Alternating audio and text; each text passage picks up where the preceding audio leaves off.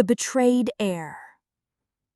We begin on a rain-washed evening in Victorian London, when the lamps along Grosvenor Square hid their shivers behind halos of gaslight, and the Wilkes House townhouse held its breath like a sealed letter. Inside, a fire walked the grate. On the mantel, a miniature of Lord Henry Wilkes, patriarch, magistrate, and steward of a sprawling country estate, watched his sons with the weary pride of a man who had poured his life into a legacy he would not live to spend. The elder son, Edward, wore gentleness the way some men wear armor, quietly, as if protecting the world from the sharper parts of himself. He was a careful listener, a lover of books, a writer who never spurred his horse. He greeted footmen by name. If you asked him what fortune meant, he would have said, "The ability to set a table and be certain everyone is fed." The younger, Richard, was the kind of handsome that looks like a promise and sounds like a lie. He counted attention as currency, and he was rich. Where Edward saw a home, Richard saw a throne. Where Edward saw the estate as trust, Richard saw it as leverage. He smiled at the right moments to the right people and saved his real expressions for rooms with no mirrors. Tonight, there were papers on the desk. Ledgers, bonds, a draft of Lord Henry's will with its neat, unromantic lines, when the door opened and the solicitor, Mr. Finch, set down a polished walnut box as if it contained a heart. "Wilkes," Finch said, smoothing a cuff, "I've brought the final accounts." It took 4 hours to inventory a lifetime. It took 20 minutes to ruin one. The accusation. 2 days later, London woke to the roar of scandal. The morning edition carried a headline sharp enough to cut a throat. "Misappropriation at Wilkes estate. Elder son implicated." A clerk, pale, blinking, claimed he had seen Edward authorize a transfer of estate securities to a private account in Brighton. A banker's letter, sealed and satisfyingly official, confirmed Edward's signature. A second letter suggested that the estate lands near Barrow were placed as collateral for a personal debt. No one noticed how perfectly the letters agreed with each other, the way twins sometimes do when they've been told to pretend to be only one child. Richard noticed. After all, he had bought the ink. Lord Henry, who had stood more than once against dishonor in the name of other men, felt that invisible spear turn and find his own ribs. He did not collapse. Honorable men rarely do. They sit down, and their hands shake as if the truth were a storm, and their bones the only ships at sea. "Edward," he rasped in the library, "what am I to believe?" Edward read the letters, saw his name where his name did not belong, saw the drafter's hand attempt his own, a faithful forgery that had prayed over every curve of his signature. "Believe me," he said, and his voice was steady because he had learned steadiness at his father's knee.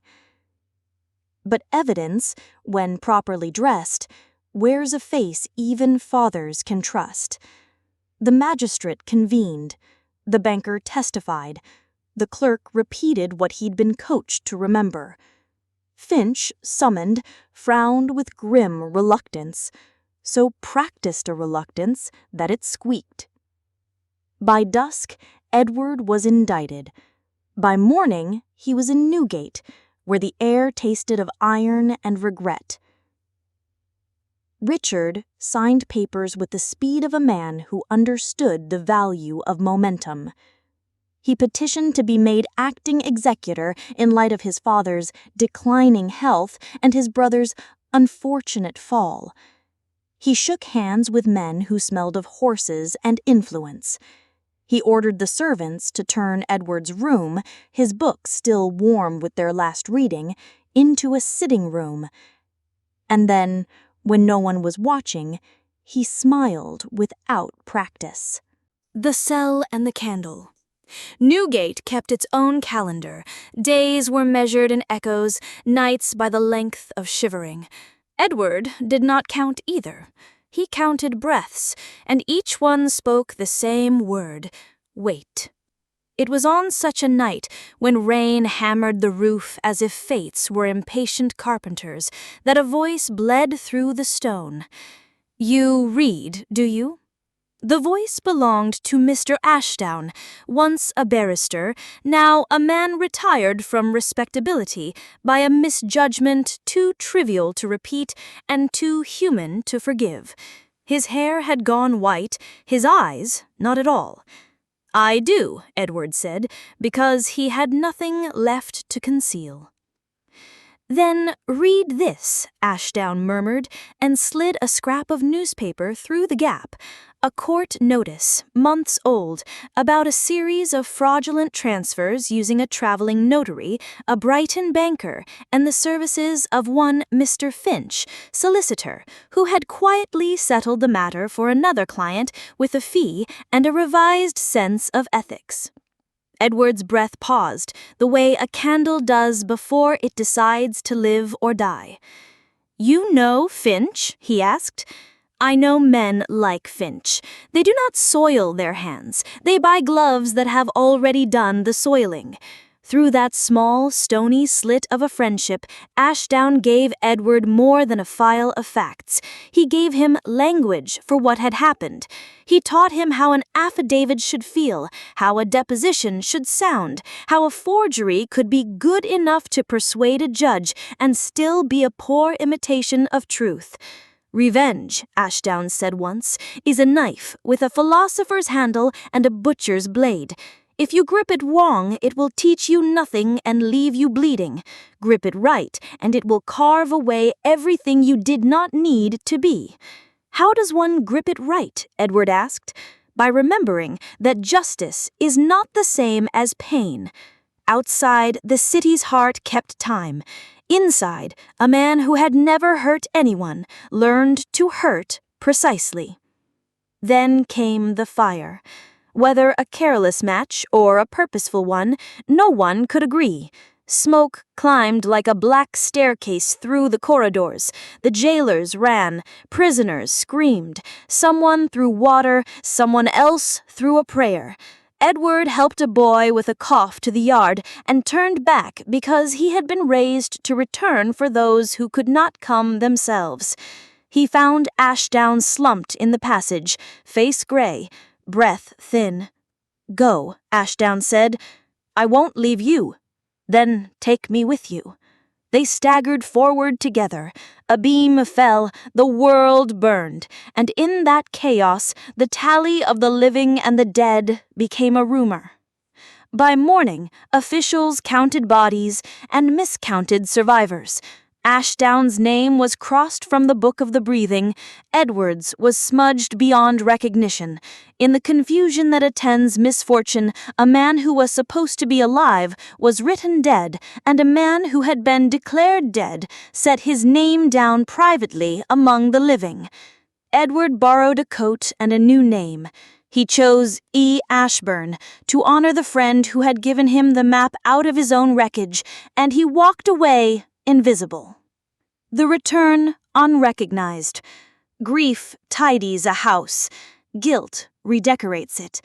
In the Wilkes home, heavy drapes replaced lighter ones, and Richard's built learned a new authority on the polished floors. Lord Henry declined as the senior oak declines, slowly, with dignity, as if he intended to teach the younger trees how to fall properly. Richard received visitors like a victor. He spoke of the burden of management, how nobly he bore it, how kindly he gave Edward the benefit of doubt when no one else would. He had a way of speaking about his brother that felt like pity until you realized pity should never smell like cologne. He was not prepared for Mr. Ashburn. Ashburn arrived as wealth often does, quietly, with a card. He was rumored to have interests in rail, in coal, in shipping, and the future. He had the habit of generosity that makes men nervous because it suggests a reservoir of intention. At a charity dinner, he donated £10,000 to a hospital. He said the word philanthropy as if it tasted like something he had grown himself. "Mr. Wilkes," he murmured that night when introductions came with handshakes and tiny bows, "your father's reputation in the courts precedes him. I should like to pay my respects." Richard's eyes measured everything that could be bought in 5 seconds. "You are very good," he said. Ashburn smiled the way a man smiles when he hears thunder and knows the storm recognizes him. He took rooms in a hotel off Piccadilly and hired a valet who did not ask questions, and a clerk who did. He recruited a quiet investigator, Mrs. Havers, whose gifts included disappearing into conversations and reappearing with their secrets neatly folded. "Follow Finch," Ashburn said. "Finch, the solicitor." Mrs. Havers raised a brow. "The same. And watch the Brighton Bank. Names, habits, weaknesses. Write them as if you were writing a sermon for men who think they are immune to God." While Mrs. Havers moved like noon shadows, Ashburn went visiting. He called on a kindly physician who had treated Lord Henry's gout and the staff's influenza. He met Jonah, the old stable-master who had taught Edward to ride without fear and Richard to ride without mercy. He asked gentle questions, and people, grateful for the kind of listening that rarely comes with wealth, answered. He learned enough to know that the banker's letter had been a lie, the clerk had been purchased, and Finch had orchestrated an elegant burglary of a man's identity. "Justice," Ashdown had said, "not pain." Very well, justice first. The unraveling. The first thread came loose at the Brighton Bank. A quiet audit, helped along by a timely, whispered inquiry from a member of Parliament who owed Ashburn a favour in the matter of a discreet loan, found an irregularity in the ledger. The same hand had initialed both sides of a transfer. The banker blamed a clerk. The clerk blamed the devil. Either way, signatures did not match signatures. Dates were poorly married to hours, and the seal, when pressed just so, revealed a hairline fracture no honest seal would bear. The Brighton manager was dismissed, graciously, with a pension and a suggestion that he try the climate in Lisbon. The second thread came from Finch's office, where Mrs. Havers befriended a weary typist, Miss Dare, whose fingers had copied too many lies to remember the shape of truth. She had the anxious posture of an honest woman in a dishonest room. Over tea and a slice of seed cake, she confessed what she thought she had witnessed by accident. Finch drafting 2 wills in one evening, one for Lord Henry, and a second that looked startlingly like the first, except for 3 lines, which shifted the estate's control, in the event of scandal, to the younger son. "What happened to the second copy?" Ashburn asked when Mrs. Havers reported back. "Burnt, or so he said, but he always keeps a copy of a copy." "We must find it," Ashburn said, "but not yet. First, we give him reason to touch it." There are 2 things even careful men cannot resist, their vices and their vaults. Ashburn opened an investment pool with attractive returns at a firm newly fashionable with the rising mercantile class. He let word drift, only drift, that Mr. Ashburn's name was quietly connected. Finch, sniffing percentage, steered a client's trust into the fund, expecting to find sugar at the bottom of the cup. What he found was a letter the next week, polite as an apology, asking questions only a guilty man would find dangerous. Finch went pale. He needed papers to be in order, and very soon. He went to the fireproof safe, opened a tin box, and pulled out the copy of the copy. He did not notice Mrs. Havers in the corridor. By dinner, a discreet photograph had been taken of the document. By midnight, a second set of eyes had verified the peculiar phrasing that made fraud look like prudence. And by morning, a whisper began, small at first, like a draft under the door, circulating among gentlemen who looked at seals more than they looked at sunsets. Finch's work is not what it once was. Men like Finch thrive on certainty, starve them of it, and they gnaw their own reputations. The remnant of the father. Lord Henry had diminished to the outline of himself, but some men are all outline and still manage to occupy the room. When Ashbourne called, Lord Henry looked up with eyes that had learned to be stern in mercy's service. I knew a man once who recognized the shape of justice and pretended it was his own. Reflection, Lord Henry said. Dangerous, Ashbourne said softly. More than dangerous, Lord Henry answered. At the end, he could not tell the difference. Ashbourne hesitated. There is a threshold past which kindness becomes sentimentality. He did not wish to cross it. Still, he asked, "Do you believe your son guilty?" Lord Henry glanced at the fire. He had always been a man who answered to flames. I believe a father's love should match the evidence, and the evidence was arranged to look like truth.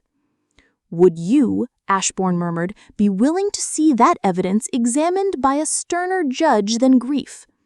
Lord Henry's hand trembled as if shaking out a signature he could not quite write. He would, he said. Ashbourne rose. Then, my lord, allow me to borrow your courage. The invitation. The invitation arrived on heavy card, the script steady and unsentimental. Mr. Ashbourne requests the honor of your company for supper at Wilkes Hall, family only. Richard considered the card the way a wolf considers a trap that looks too much like a table. He disliked being told where to sit. He disliked even more the sense that the choice had already been made for him. But he accepted, because refusing would look like fear. The household gathered under chandeliers that used to insist on candlelight, and now grudgingly accepted gas. The long table wore the estate's best linen. The silver had been bullied into a higher shine. Richard sat at the head as if the wood had learned his weight.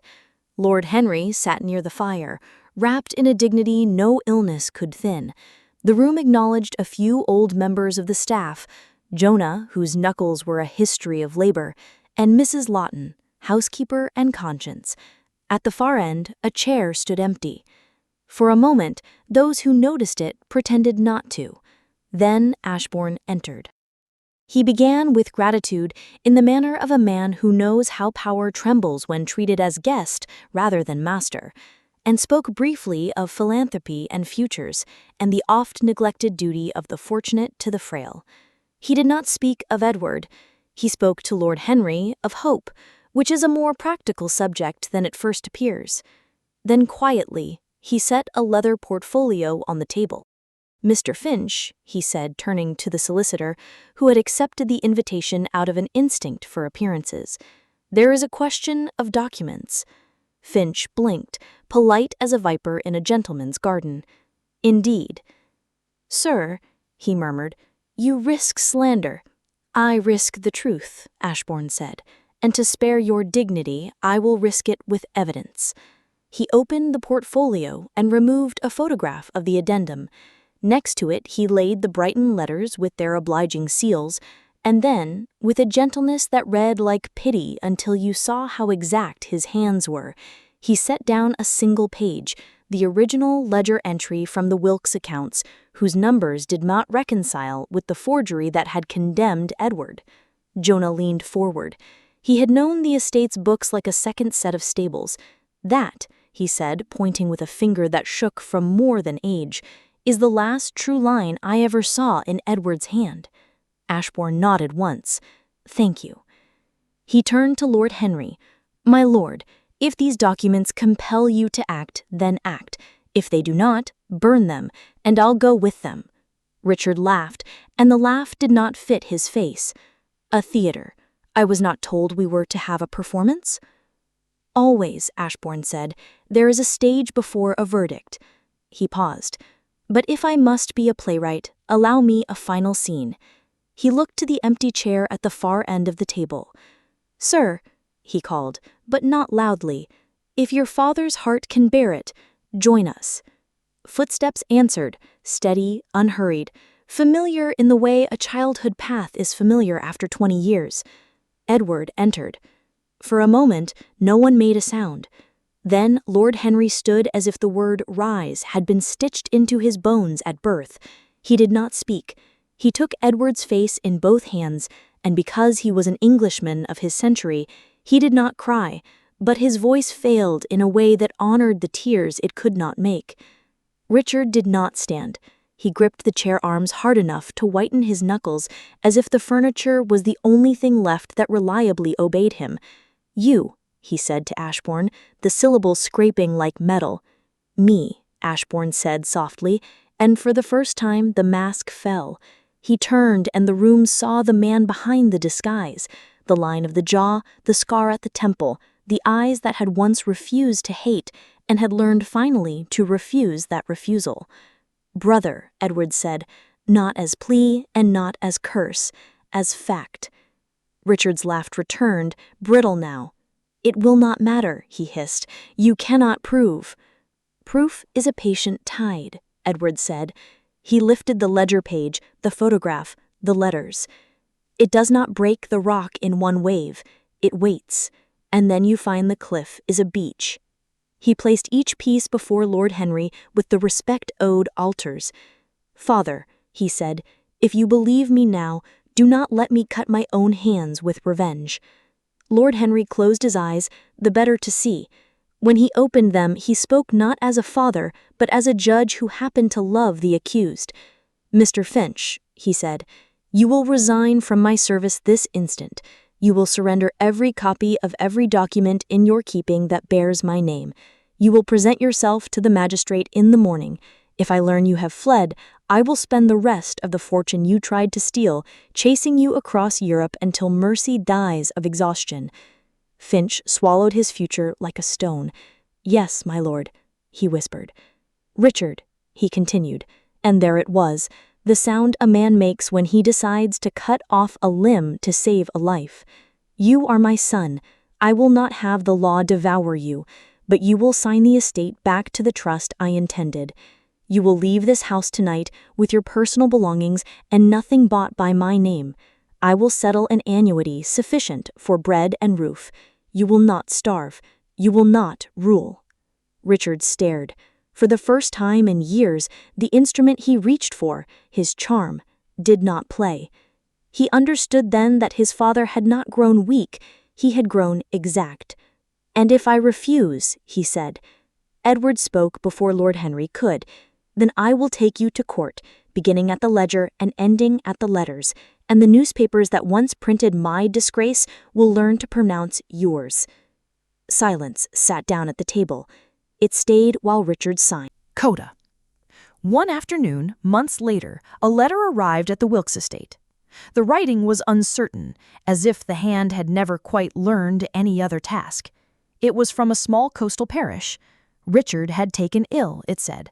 Not gravely, perhaps, but uncomfortably, and there was a sense in the cottage that remorse, which does not heal the body, has a way of sitting heavily on it.